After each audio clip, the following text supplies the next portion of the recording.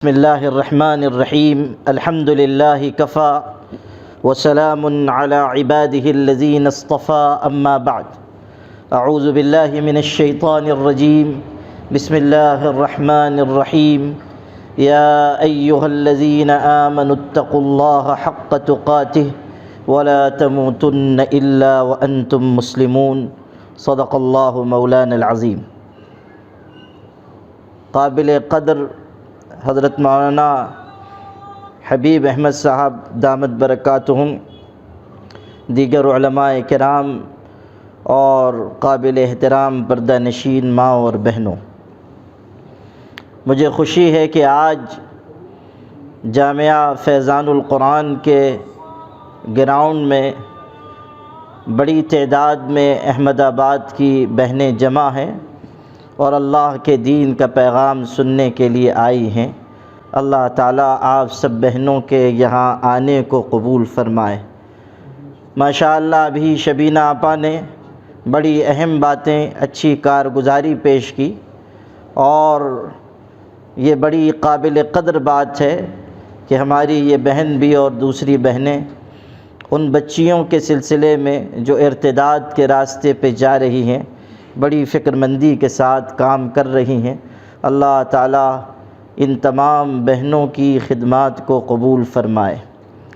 چونکہ وقت بہت مختصر ہے، نماز کا وقت بھی قریب ہے، اس لیے چند مختصر باتیں تھوڑے سے وقت میں آپ تمام بہنوں کی خدمت میں عرض کرنے کی کوشش کروں گا. اللہ تعالیٰ ہم سب کو بہتر باتیں کہنے سننے کی اور اس سے زیادہ عمل کی توفیق نصیب فرمائیں. میری پیاری بہنوں، اللہ تعالیٰ نے ہم سب کو اسلام کی نعمت عطا فرمائی ہے، ایمان کی دولت سے سرفراز فرمایا ہے. ہمارے لیے سب سے لازوال نعمت اور سب سے زیادہ قیمتی سرمایہ یہی ہے.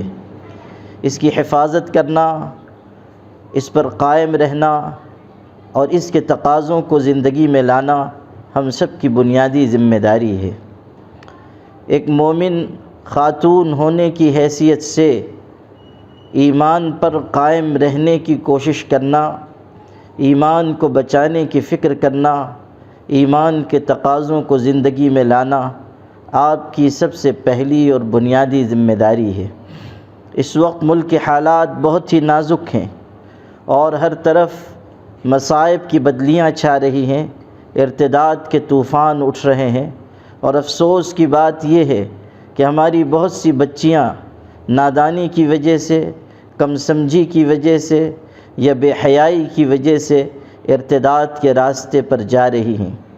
ہمیں افسوس ہوتا ہے کہ جن بہنوں بیٹیوں کو حیا کی تعلیم دی گئی تھی، عفت اور پاک دامنی سکھائی گئی تھی، جن کو اس بات کا پیغام دیا گیا تھا کہ وہ اللہ کے دین پر قائم رہیں اور اپنی نسلوں کو بھی اللہ کے دین پر قائم رکھنے کی کوشش کریں، وہی بہنیں اپنے آپ کو بے حیائی کی راہ پر لے جا رہی ہیں، اور بے حیائی بھی اس درجے کی کہ اسی راستے سے وہ ایمان، اسلام اور توحید کی نعمت سے اپنے آپ کو الگ کر رہی ہیں.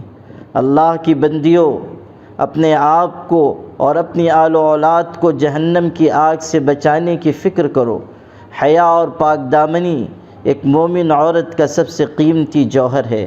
ہمارے آقا حضرت محمد مصطفیٰ صلی اللہ علیہ وسلم نے مسلمان عورتوں کو سب سے زیادہ اہمیت کے ساتھ جس چیز کی تعلیم دی ہے وہ حیا ہے، پاک دامنی ہے، پردہ ہے، احتیاط ہے. ہمارے آقا صلی اللہ علیہ وسلم نے حیا کی تعلیم دیتے ہوئے ارشاد فرمایا کہ الایمان بضع و سبعون شعبۃ، کہ ایمان 70 سے کچھ اوپر شعبے رکھتا ہے، ایمان کے 70 سے کچھ اوپر حصے ہیں. سب سے اعلیٰ حصہ یہ ہے کہ انسان اللہ کی توحید کا اقرار کرے، اس بات کا اعتراف کہ کرنے والی ذات صرف اللہ کی ہے، طاقت و قوت و قدرت والا اللہ ہے، تمام کائنات کے نظام کو چلانے والا اللہ ہے. اور پھر سب سے ادنا شعبہ ایمان کا راستے سے تکلیف دہ چیز کو ہٹا دینا ہے. والحیاء شعبۃ من الایمان، اور حیا ایمان کا خصوصی حصہ ہے. میری پیاری بہنوں، اس حیا اور پاک دامنی کو اختیار کرنا اس لیے بھی ضروری ہے کہ اسی راستے سے دین و ایمان کی حفاظت ہوگی، اسی راستے سے خوشگوار زندگی نصیب ہوگی۔ یہی راستہ نسلوں کو باعفت بنائے گا اور صحیح راستے پر قائم کرے گا۔ ہمارے آقا حضرت محمد صلی اللہ علیہ وسلم کے زمانے میں ایک جنگ میں ایک صحابیہ کے جوان بیٹے شہید کر دیے گئے تھے۔ آپ غور کیجئے کہ یہ کیسا نازک وقت تھا۔ ایک خاتون، ایک ماں اپنے لخت جگر سے محروم ہو گئی، جوان بیٹا شہید کر دیا گیا۔ ماں کا دل کتنا نرم و نازک ہوتا ہے، ماں کے دل میں اپنے اولاد کے تئیں کیسی محبت ہوتی ہے، اس کو وہی جان سکتی ہیں جن کو اللہ نے ماں بننے کا شرف عطا کیا ہے۔ ماں کا مقام اسلام میں یوں ہی بلند نہیں کیا گیا، اس کے اندر جو محبت ہے، ممتا کا جذبہ ہے، اپنی اولاد پر جانثار ہونے کا جو جذبہ ہے، اس کی وجہ سے اللہ تعالیٰ نے ماں کو یہ مقام دیا ہے کہ اس کے قدموں کے نیچے جنت قرار دی گئی۔ اور ہمارے آقا نے فرمایا کہ من قبل رجل امہ کانما قبل عتبۃ الجنہ، کہ جس نے اپنی ماں کے پیروں کو چوما اس نے جنت کی چوکھٹ کو بوسہ دیا۔ امام شافعی کتنے بڑے انسان تھے، امام تھے، عظیم فقیہ تھے۔ اللہ تعالیٰ نے ان کو شہرت، عزت اور دنیا میں وجاہت عطا کی تھی۔ وہ روزانہ درس دینے کے بعد، دن بھر دین کے کاموں میں لگنے کے بعد رات کو جب گھر لوٹتے تھے تو اپنی بوڑھی ماں کے پیر دباتے تھے، ان کی خدمت کرتے تھے۔ ایک دن خدمت کرتے کرتے جھک گئے اور اپنی ماں کے قدموں کو اپنی زبان سے چومنے لگے۔ ماں نے پیر پیچھے کھینچ لیے، کہا کہ بیٹا محمد، نام ان کا محمد تھا، کہا بیٹا محمد تو بہت بڑا امام ہے، بہت بڑا عالم ہے، میں تو کم پڑھی لکھی خاتون ہوں اور گنہگار ہوں، تو اپنی اچھی زبان سے میرے پیروں کو چوم کر مجھ کو اور گنہگار نہ بنا۔ ماں کے یہ جملے سن کر امام شافعی جیسا بڑا امام رو پڑا۔ انہوں نے کہا کہ امی جان، مجھے اس سعادت سے محروم نہ کیجیے، اس لیے کہ میں آپ کے پیروں کو نہیں چومتا، میں تو اللہ کی بنائی ہوئی جنت کی چوکھٹ کو بوسہ دیتا ہوں۔ یہ اسی حدیث شریف کی طرف اشارہ کیا۔ حضور پاک صلی اللہ علیہ وسلم نے ماں کا یہ جو اونچا مقام بیان کیا ہے وہ اسی وجہ سے کہ اس کے اندر غیر معمولی محبت کا جذبہ ہے۔ اولاد کے لیے وہ بہت قربانی دیتی ہے، مشقت سہتی ہے۔ قرآن کہتا ہے حملتہ امہ کرہا ووضعتہ کرہا وحملہ وفصالہ 30 شہرا، کہ ماں اپنے پیٹ میں اولاد کو رکھتی ہے، تکلیف کے ساتھ جنم دیتی ہے، اپنی جان ہتھیلی پر رکھ کر، اور ایک مدت تک وہ اپنی اولاد کے لیے پریشانیاں اور مشقتیں برداشت کرتی ہے۔ تو ماں کے لیے کیسا نازک وقت رہا ہوگا کہ جوان بیٹا اللہ کے راستے میں شہید کر دیا گیا۔ اس ماں کو خبر دی گئی، حضور صلی اللہ علیہ وسلم میدان جنگ میں موجود ہیں، خبر دی گئی کہ جوان بیٹا آپ کا شہید ہو گیا۔ ماں گھر سے نکلی ہیں، حضور کی خدمت میں آتی ہیں، پورے پردے کے ساتھ آئیں۔ صحابہ کرام کو حیرت ہوئی کہ ایسے وقت میں جب کہ جوان بیٹا شہید ہو گیا ہے اور ماں ایسے وقت میں ہوش حواس کھو بیٹھتی ہے، ایسے وقت میں بھی یہ پردے کے اہتمام کے ساتھ آئی ہیں۔ کچھ لوگوں نے کہا کہ ایسے نازک وقت میں بھی آپ کو پردے کا خیال ہے۔ اس خاتون نے کتنا خوبصورت جملہ کہا تھا، وہی میں آپ کو سنانا چاہتا تھا۔ اس ماں نے کہا کہ میں نے اگر اپنے بیٹے کو کھویا ہے، ان ارزا ابنی فلن ارزا حیائی، اگر میں نے اپنے بیٹے کو کھویا ہے تو کیا ہوا، میں نے اپنی شرم و حیا، اپنا پردہ اور اپنی عفت و طہارت نہیں کھوئی ہے۔ یعنی بیٹا دنیا سے چلا گیا ہے لیکن حیاداری، عفت اور طہارت اور پردہ تو اپنی جگہ قائم ہے۔ یہ ایک مومن خاتون کا کردار ہے، بے حیائی کی ہر بات سے بچنا، بے پردگی سے بچنا، غلط راہوں سے بچنا، یہ ایک مومن خاتون کا طور طریقہ ہونا چاہیے۔ میری پیاری بہنوں، اس وقت جو حالات بن رہے ہیں اس میں اس کا بہت بڑا دخل ہے کہ ہماری بہنیں بے پردگی کے راستے پر جا رہی ہیں، ان کے اندر سے عفت و طہارت نکل رہی ہے، ان کے اندر سے خوف خدا نکل رہا ہے۔ یاد رکھیے گا، جب تک دل میں اللہ کا ڈر نہیں آئے گا اس وقت تک ہماری بہنیں پاکیزگی کی زندگی نہیں گزار سکتی۔ ہمارے سماج اور معاشرے میں جو بدکاری کے واقعات بڑھ رہے ہیں وہ اسی لیے کہ عورتیں اپنے آپ کو اللہ کے ڈر سے اور اس کے خوف سے آزاد کر رہی ہیں۔ جو ارتداد کی راہیں کھل رہی ہیں وہ اسی لیے کہ بے حیائی ہمیں اس دروازے تک لے جا رہی ہے۔ اللہ کی بندیوں، اپنے آپ کو پردہ دار بناؤ، اپنے اندر شرم پیدا کرو، اپنے اندر عفت اور طہارت پیدا کرو، اللہ کی خشیت کا مزاج بناؤ، راتوں کی تنہائیوں میں اٹھ کر اللہ کے آگے اپنے دامن پھیلاؤ اور اس فانی دنیا میں رہتے ہوئے باقی رہنے والی آخرت کے لیے اچھے اعمال کا توشہ اختیار کرو۔ آپ کی بنیادی ذمہ داری یہ ہے کہ آپ خود بھی دیندار ہوں، پردہ دار ہوں، پرہیزگار ہوں، اللہ سے ڈرنے والی ہوں، اور اپنی اولاد کی تربیت پر بھی آپ کی پوری توجہ ہو۔ اللہ نے اگر آپ کو صاحب اولاد بنایا ہے تو اپنی اولاد کو پردہ دار بنانے کا اور اپنے بچوں کو دیندار بنانے کا پورا خیال رکھیے۔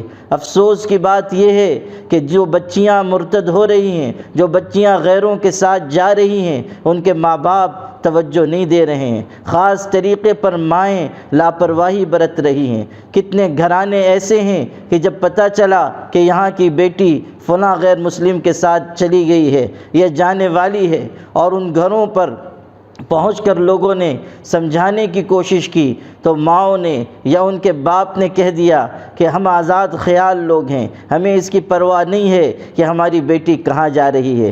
کتنی مائیں ایسی ہیں کہ جنہوں نے یہ کہہ دیا کہ بیٹی ہماری کماتی ہے، اس لیے اگر وہ کسی غیر مسلم کے ساتھ رہ رہی ہے تو ہمیں اس پر کوئی اعتراض نہیں ہے۔ اللہ کی بندیوں، یہ کیسا مزاج ہمارے سماج میں پرورش پا رہا ہے کہ ماں باپ اپنی اولاد کو خود اپنی آنکھوں کے سامنے جہنم کی طرف بڑھتا ہوا دیکھ رہے ہیں۔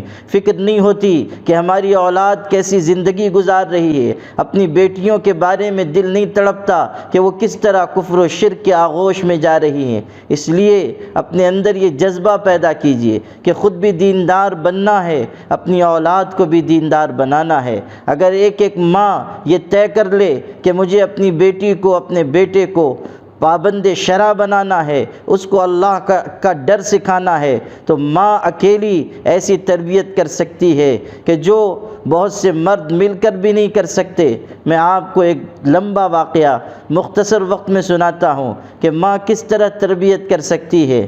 مدینہ منورہ کا واقعہ ہے، حضور پاک صلی اللہ علیہ وسلم کے شہر کا واقعہ ہے۔ فروخ، عبد الرحمن فروخ نام کے ایک شخص مدینہ منورہ میں رہتے تھے۔ ان کو اللہ کے راستے میں جہاد کا بڑا شوق تھا۔ ان کا نکاح ہوا، ایک بہت ہی اچھی اور پیاری خاتون ان کے نکاح میں آئیں۔ نکاح کے بعد چند مہینے گزرے، ان کو پھر شوق ہوا کہ اللہ کے راستے میں جائیں۔ انہوں نے بیوی سے اجازت لی، بیوی بھی بڑی نیک اور دیندار، انہوں نے خوشی سے اجازت دی، حالانکہ اس وقت وہ امید سے تھیں، ان کے ہاں اولاد ہونے والی تھی۔ لیکن عبد الرحمن فروخ نے جب اجازت مانگی تو انہوں نے خوشی سے اجازت دی۔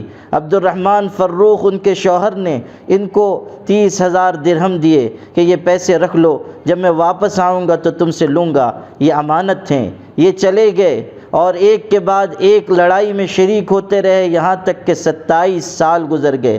27 سال تک واپس نہیں گئے۔ لوگوں نے یہ سمجھا کہ شاید کسی جنگ میں شہید کر دیے گئے ہیں، لیکن ان کی اہلیہ ان کا انتظار کرتی رہیں۔ گھر میں اولاد کی پیدائش ہوئی، بیٹا پیدا ہوا اور ماں نے اس کی تربیت شروع کی۔ آپ غور کیجئے، اکیلی خاتون ہے، شوہر موجود نہیں ہے، لیکن اپنے بچے کی تربیت شروع کی، اپنے بچے کو پڑھانا لکھانا شروع کیا، اس کے دل میں اللہ کی خشیت اور خوف پیدا کیا۔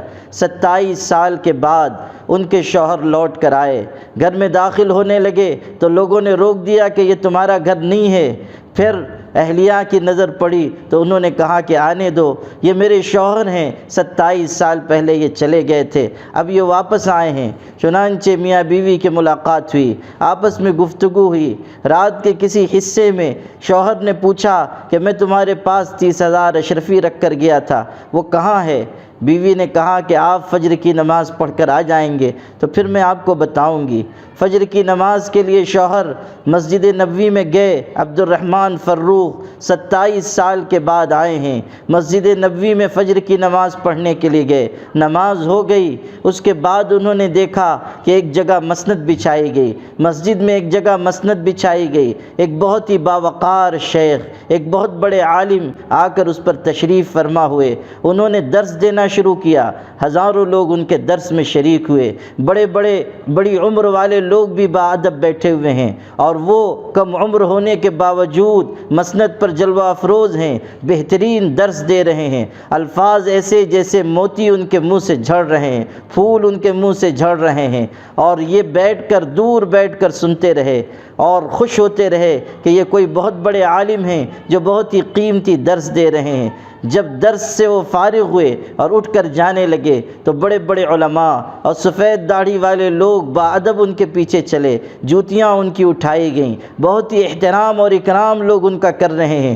ان کو بہت حیرت ہوئی کہ یہ کون عالم ہیں۔ انہوں نے اپنے قریب میں بیٹھے ہوئے ایک شخص سے پوچھا کہ یہ کون عالم ہیں کہ لوگ ان کا ایسا ادب کرتے ہیں، لوگ ان سے ایسی محبت کرتے ہیں؟ تو اس مدینہ منورہ کے رہنے والے شخص نے کہا کیا آپ مدینے کے نہیں ہیں؟ انہوں نے کہا نہیں، میں مدینے کا تو ہوں لیکن میں بہت دنوں کے بعد مدینہ آیا ہوں۔ تو اس شخص نے کہا کہ آپ ان کو نہیں جان رہے ہیں اسی وجہ سے کہ آپ بہت سالوں کے بعد واپس آئے ہیں، ورنہ مدینہ منورہ کا بچہ بچہ ان کو جانتا ہے۔ ان کا نام امام ربیعۃ الرائے ہے اور ان کے والد عبد الرحمن فروخ ہیں۔ وہ 27 سال پہلے جہاد میں چلے گئے تھے، پتہ نہیں شہید ہو گئے یا کیا ہوا، لیکن ان کی والدہ نے ربیعۃ الرائے کی ماں نے ان کی بہترین تربیت کی ہے، اور یہ امام مدینہ ہیں اور ہزاروں علماء ان کے شاگرد ہیں، اور پورے مدینے میں اطراف و اکناف میں ان کی بہت عزت ہے۔